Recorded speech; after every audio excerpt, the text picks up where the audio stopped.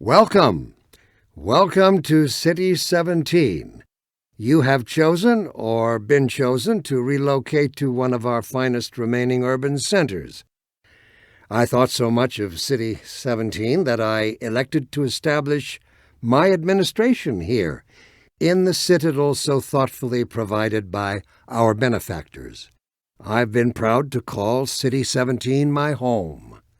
And so, whether you are here to stay or passing through on your way to parts unknown, welcome to City 17. It's safer here. Let me read a letter I recently received. Dear Dr. Breen, why has the Combine seen fit to suppress our reproductive cycle? Sincerely, a concerned citizen. Thank you for writing, Concerned. Of course, your question touches on one of the basic biological impulses, with all its associated hopes and fears for the future of the species. I also detect some unspoken questions. Do our benefactors really know what's best for us? What gives them the right to make this kind of decision for mankind? Will they ever deactivate the suppression field and let us breed again? Allow me to address the anxieties underlying your concerns, rather than try to answer every possible question you might have left unvoiced. First, let us consider the fact that for the first time ever, as a species, immortality is in our reach. This simple fact has far-reaching implications. It requires radical rethinking and revision of our genetic imperatives. It also requires planning and forethought that run in direct opposition to our neural presets. I find it helpful at times like these to remind myself that our true enemy is instinct. Instinct was our mother when we were an infant species. Instinct coddled us and kept us safe in those hardscrabble years when we hardened our sticks and cooked our first meals above a meager fire and started at the shadows that leapt upon the cavern's walls. But inseparable from instinct is its dark twin, superstition. Instinct is inextricably bound to unreasoning impulses, and today we clearly see its true nature. Instinct has just become aware of its irrelevance, and like a cornered beast, it will not go down without a bloody fight. Instinct would inflict a fatal injury on our species. Instinct creates its own oppressors and bids us rise up against them. Instinct tells us that the unknown is a threat rather than an opportunity. Instinct slyly and covertly compels us away from change and progress. Instinct, therefore, must be expunged. It must be fought tooth and nail, beginning with the basest of human urges, the urge to reproduce. We should thank our benefactors for giving us respite from this overpowering force. They have thrown a switch and exorcised our demons in a single stroke. They have given us the strength we never could have summoned to overcome this compulsion. They have given us purpose. They have turned our eyes toward the stars. Let me assure you that the suppressing field will be shut off on the day that we have mastered ourselves, the day we can prove we no longer need it. And that day of transformation, I have it on good authority, is close at hand. We now have direct confirmation of a disruptor in our midst, one who has acquired an almost messianic reputation in the minds of certain citizens. His figure is synonymous with the darkest urges of instinct, ignorance, and decay. Some of the worst excesses of the Black Mesa incident have been laid directly at his feet. And yet unsophisticated minds continue to imbue him with romantic power, giving him such dangerous poetic labels as the one free man, the opener of the way. Let me remind all citizens of the dangers of magical thinking. We have scarcely begun to climb from the dark pit of our species' evolution. Let us not slide backward into oblivion, just as we have finally begun to see the light. If you see this so-called free man, report him. Civic deeds do not go unrewarded, and contrariwise, complicity with his cause will not go unpunished. Be wise. Be safe. Be aware. I have been asked to say a few words to the transhuman arm of Sector 17 Overwatch concerning recent successes in containing members of the Resistance science team. Let me say up front that I regret having to temper my heartfelt congratulations with a strong measure of disappointment. But I wouldn't be doing my duty as your administrator if I didn't pass along the message I have received from our benefactors. The capture of Eli Vance is an event of major significance, make no mistake. And while it's true that conceivably we could have taken him at almost any time in the last several years, the manner of his capture may prove to have unexpected benefits. It cannot have gone unnoticed by all Resistance members that Dr. Vance's capture coincided with the act of giving shelter to Gordon Freeman. This might cause other Resistance members to think twice before harboring Dr. Freeman. It might cause them to question his allegiance, even prompt some to turn him out or turn him over to our cause. However, we cannot count on such developments. Dr. Freeman's reputation is such that other desperate renegades are likely to grant him a great deal of license in the spirit of spreading general chaos and terror. This brings me to the one note of disappointment I must echo from our benefactors. Obviously, I am not on the ground to closely command or second-guess the dedicated forces of the Overwatch. But this does not mean I can shirk responsibility for recent lapses and even outright failures on their part. I have been severely questioned about these shortcomings, and now I must put the question to you. How could one man have slipped through your forces' fingers, time and time again? How is it possible?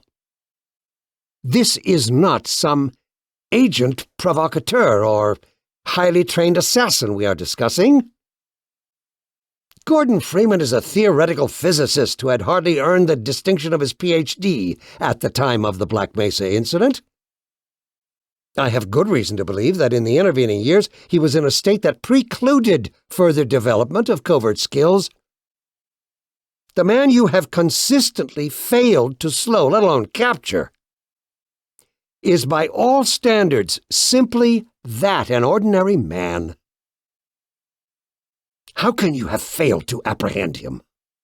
Well, I will leave the upbraiding for another time to the extent it proves necessary.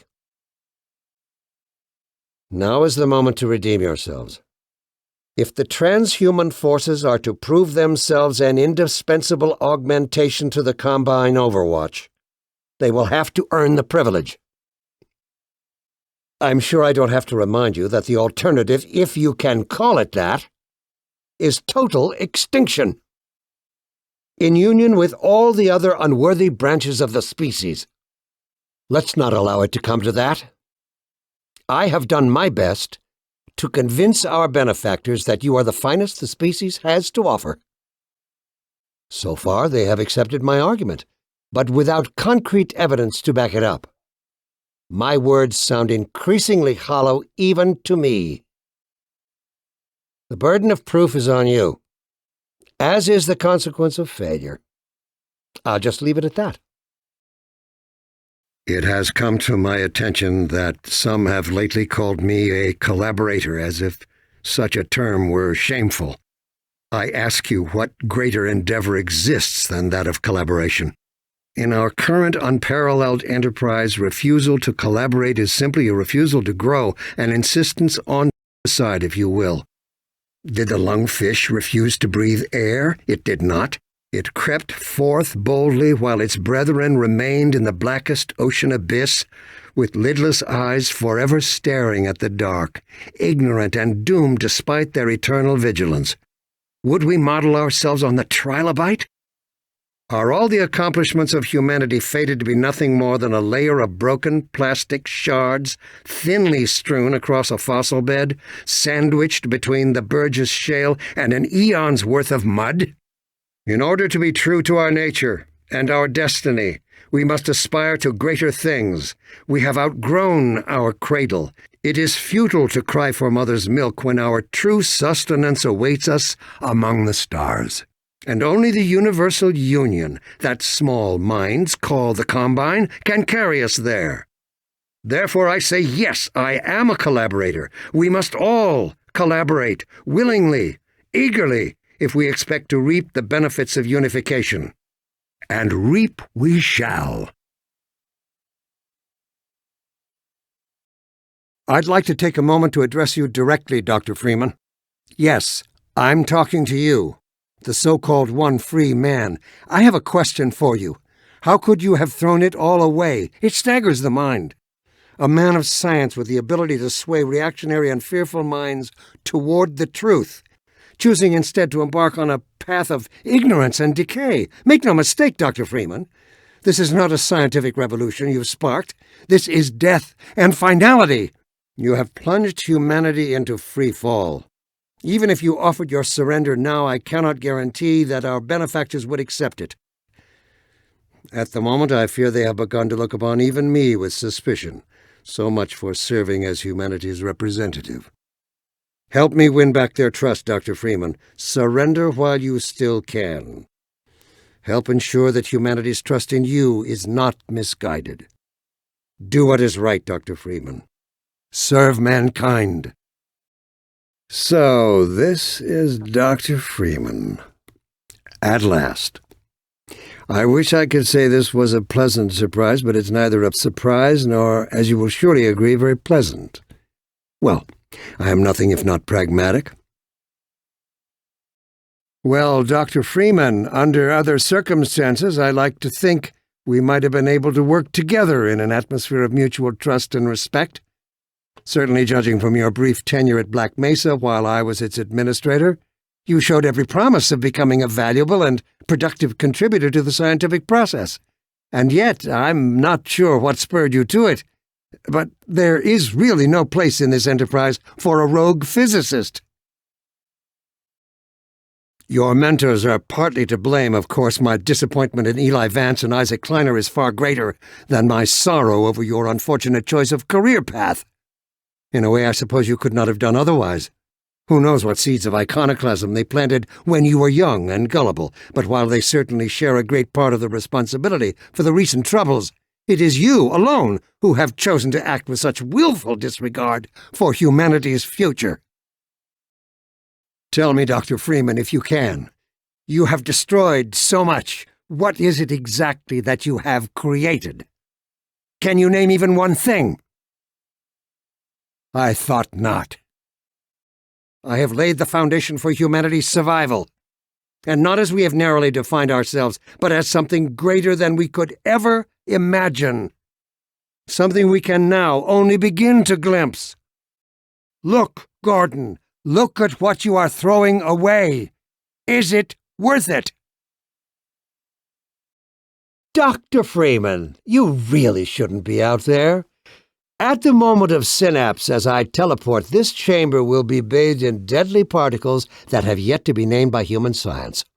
Perhaps when I have the leisure to do the work myself, I'll name one of them after you. That way you won't be completely forgotten.